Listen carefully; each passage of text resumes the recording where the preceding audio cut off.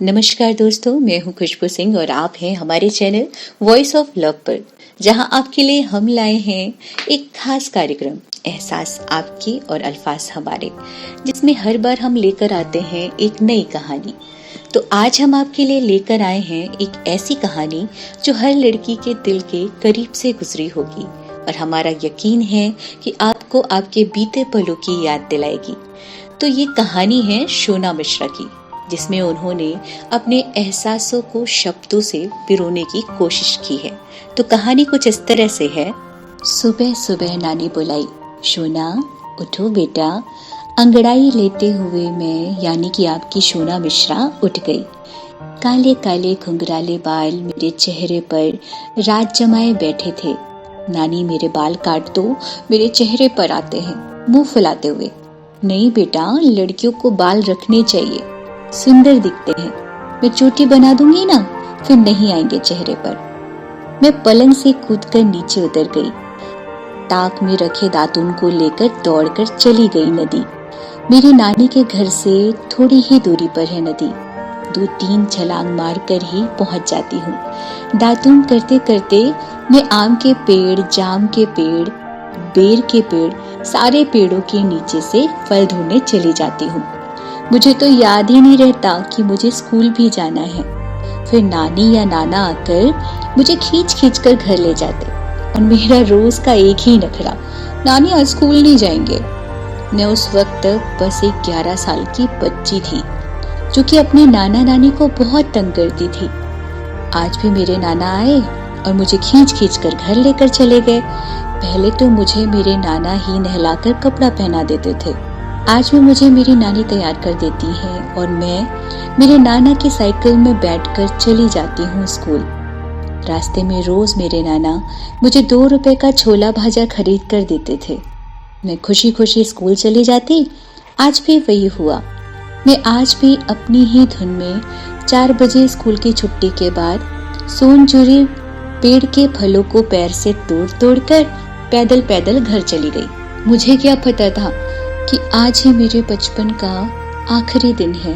मेरा पेट बहुत दर्द दे रहा था, शायद भूख से। मैं घर पहुंच गई। नानी मेरे लिए चावल और दाल लेकर रास्ते में ही खड़ी थी। मैं रोज की तरह नानी के पास बैठकर चावल खाने लगी। आजकल मैं अपने हाथ से ही खाना खाती थी। गीता माँ के पास बैठकर मैं चावल खाने लगी। थोड़ा चावल मैं खाती और थोड़ा चावल गीता माँ को खिलाती और सारा चावल खत्म हो जाता। गीता माँ मुझे जीभ से चाट कर प्यार करती। मैंने खाना खत्म करने के बाद कपड़े बदलकर अपना पसंदीदा सफेद रंग का स्टार वाला फ्रॉक पहन लिया। वो फ्रॉक मुझे बहुत पसंद थी। ये फ्रॉक मुझे मेरे जन्मदिन पर मिली थी। वो फ्रॉक पहनने के बाद मैं खुद को सोनपरी समझती थी, जैसे मैं सब कुछ कर सकती हूँ। यह तमाम चीजें मेरे इशारे से चलती हैं। उस वक्त तक मुझे यह लगता था कि चांद मेरे पीछे पीछे जाता है। मैं जहाँ जहाँ जाती, चांद मेरे पीछे पीछे आता। सारी तितलियां मेरे कपड़ों पर बैठती थी। सब लोग मेरी बात मानते थे, मतलब मेरे पास बहुत सारे पावर हैं। पर मैं पागल थी। मैं गाना गाते गाते खेलने चली गई। आज मैं मैदान नहीं गई थी खेलने के लिए। मैं तो आज खुद को सोनपरी समझ रही थी और मैं जानवरों, तितलियों, पेड़ पौधों से बात करके उनके मन की बात जानने की कोशिश कर रही थी।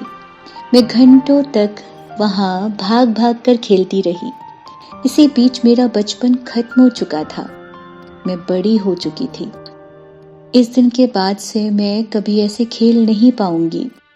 इन सब से बेखबर शोना अपने बचपन के नशे में मस्त खेल रही थी।